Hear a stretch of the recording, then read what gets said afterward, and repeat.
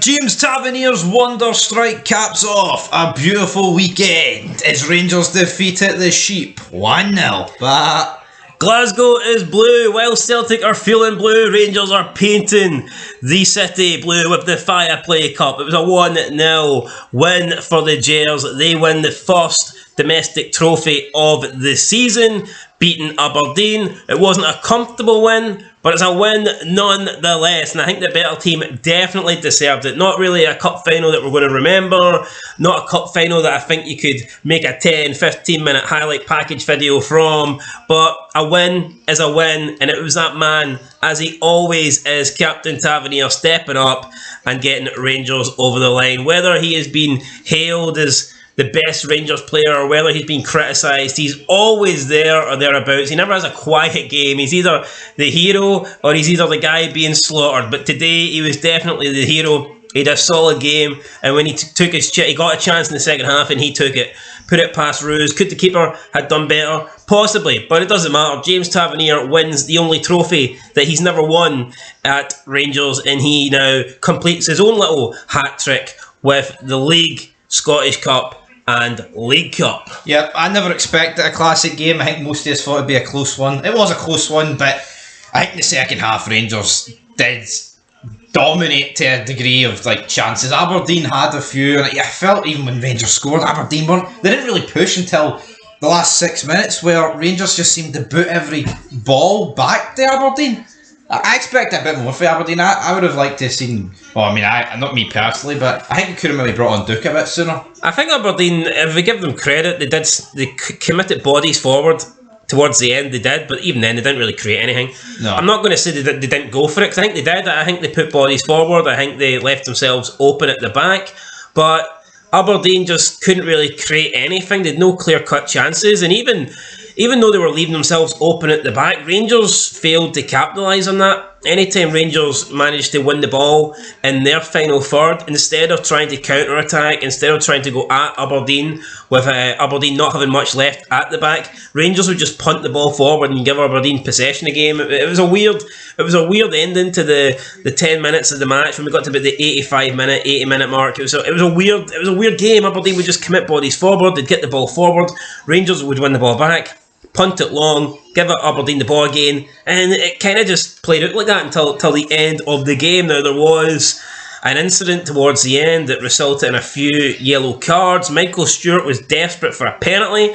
I personally didn't see anything, but Stewart, I'm sure, is still checking the cameras to see if Duke was in front of Butland, because apparently that makes a big bit of difference. In the end, I think it was Rubicic, Miofsky and Balogun that got booked for that. Michael Stewart is the same prick that would have a go at VAR for looking for things rather than just seeing it as it is, isn't he? Well, he's got an old firm bias, and I kind of respect that about him, so... No, but this was desperation. Yeah, he's who cares about the possible 12 red cards? Let's see what Butland did on Duke. What I would say is I don't think it was a free kick. No, I think what it should have been is just Butland got the ball and that was it. So anyway, yeah, I don't know what Michael Stewart just didn't want Rangers to win that all game. There was an instant in the first half where Goldson cleared it and the striker ran into Goldson and he's proper. Oh, Goldson's put at the striker. No, the guy's tried to win the ball. Goldson's cleared the ball and it's just a follow through. And he's trying to make out that Goldson fouled the Aberdeen guy.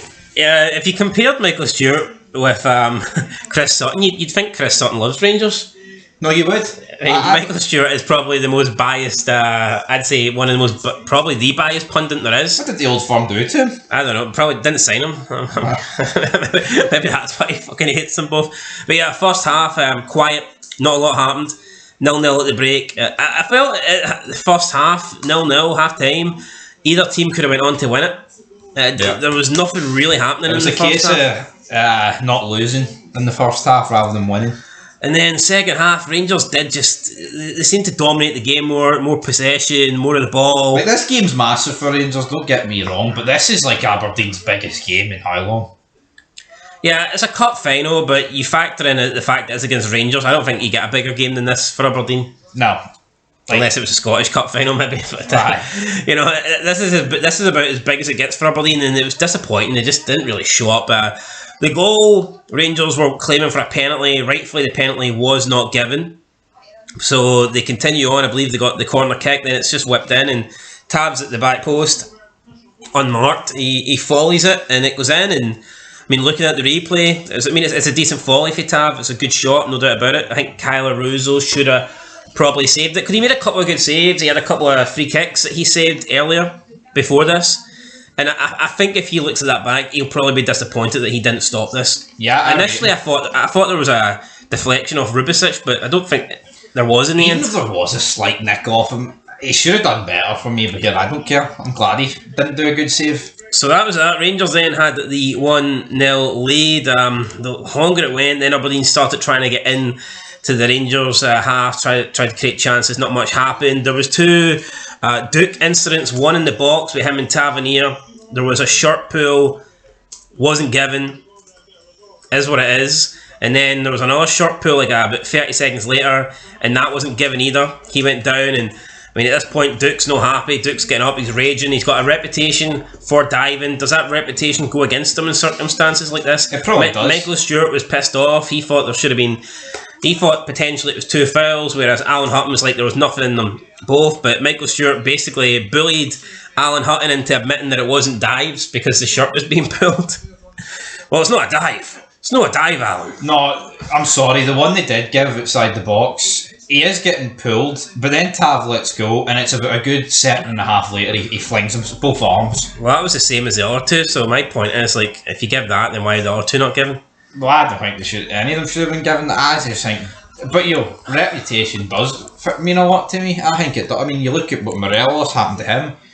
I think Cantwell's got a bit of a reputation as well. I mean, he's an awful diver. And Duke is, but for me, these are not. It's embarrassing the way he went down. But Rangers won, didn't they? That's all that mattered. Perfect weekend. Couldn't ask for much more here. And is this the beginning of a quad for Rangers?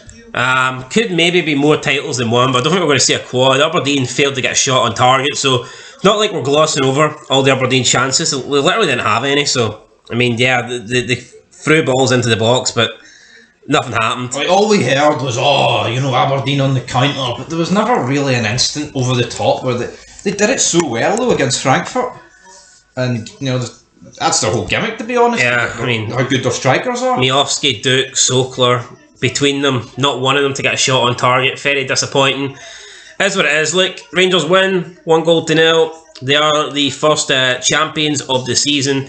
They get the first trophy. They extend their lead over Celtic in total trophies won now by 2. So Celtic can no longer overtake Rangers this season. Although if they do win the Scottish Cup and League, then they would tie them. But based on what's happening over the other side of the city, I'm not convinced that's going to happen. We'll see. I think Celtic fans right now, honestly, I think if you offered them the league and not the Scottish Cup, I think they would take that. Well, they'd be silly not to. Well, which is crazy considering I'd say 2 months ago they would have wanted nothing but a cup double. Aye. Yeah. No, a league and cup. Aye, a double. Aye, so... But I think it's getting squeaky bum time now. I think Celtic fans would probably just be content winning the league and giving away the Scottish Cup. But we'll see what happens. Well, according to them, the league's over. Ryan McGinley tweeting, "We have 45 minutes to save our season." Imagine the entitlement to tweet that at half time, that you're 2-0 down to Hearts, right? 5 points clear in the league, and he says we have 45 minutes to save our season. Well, the season didn't get saved. I'm not going to talk about Ryan McGinley on fucking our channel here.